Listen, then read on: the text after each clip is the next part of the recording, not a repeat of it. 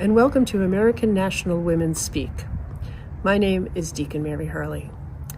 The American National Catholic Church is an independent jurisdiction that embraces Catholic tradition while maintaining an inclusive approach.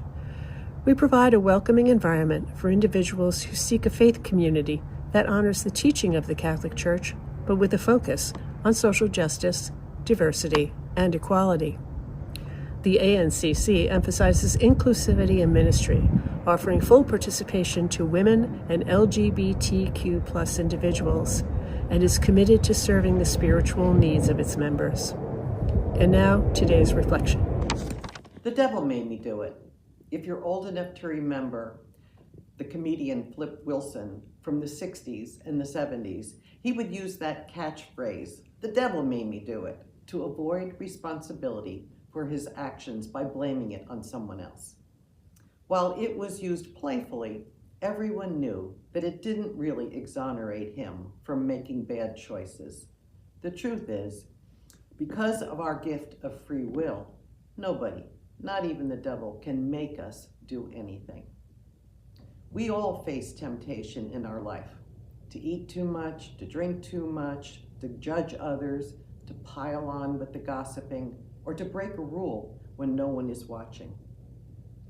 Each of us knows the things, big and little, that get in the way of us being the best version of ourselves. In Sunday's Gospel, we hear about Jesus being tempted 3 times by the devil. What I like about this Gospel is that it reminds us that while Jesus is fully divine, he's also fully human. So, like us, Jesus faced temptation. We hear that while in the wilderness, he was hungry and tired, and the devil chided him. "You don't have to be hungry, just change that stone into bread."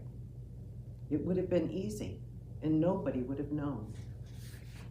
The second temptation was about power.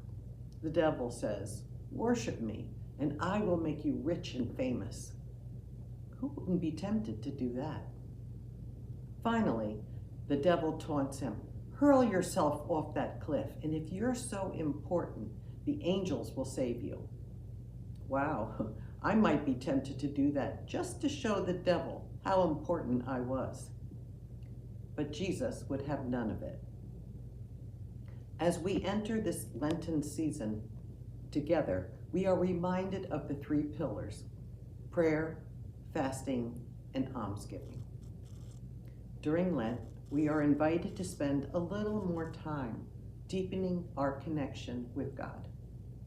We can do this on our own by reflecting on the scriptures of the day, by saying the rosary, or simply being quiet.